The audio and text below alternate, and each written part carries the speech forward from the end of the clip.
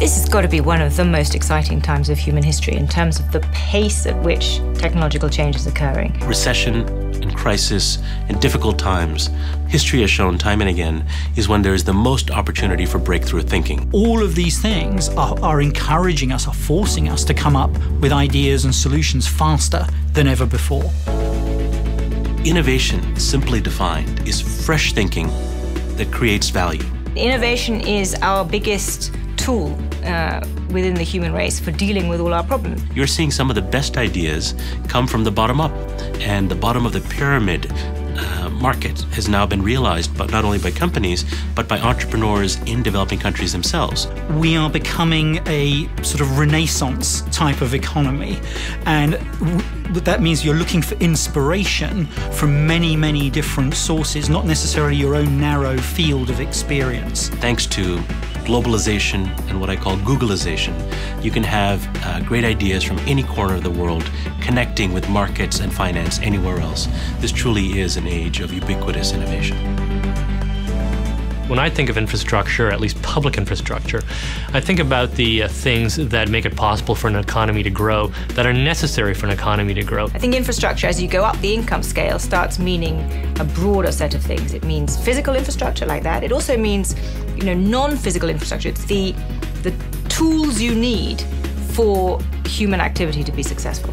When someone talks about intelligent infrastructure or smart cities, what do they mean? Well, I think they mean the use of technology to fundamentally change the way in which cities or entire countries are run. By making that intelligence connect with societal goals, let's say lower carbon emissions or other kinds of goals, less congestion through congestion pricing, we will be able to grow in a way that allows us to have the good things that things like energy make possible.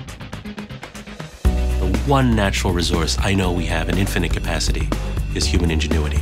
I think the fact that people are connected in ways that in the past were just not possible is definitely creating a sort of acceleration towards realizing human potential. If you haven't been well served by the education system, then you're going to get left behind. And in a democracy, that's an extremely difficult thing. Even if you're the innovation leader and you're doing very well at the top, if the broad swath of people are doing less well, then that's a serious problem.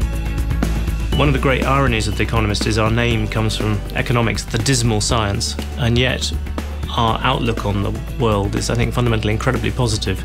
We revel in technological achievement. We are cynical, we're journalists. Journalists are cynical people, but in terms of the rush of progress, we're generally always looking for the upside. Some people look at the population trend. Will soon enough be a world of 9 billion people and say this is the problem. I say if we do it right, this is the greatest opportunity, because people, once empowered with an opportunity to have an education and connectivity and access to capital markets, actually produce solutions. There are enormous challenges we face, but I'm a fundamental believer in the capacity of the human race to innovate and to come up with the right ideas.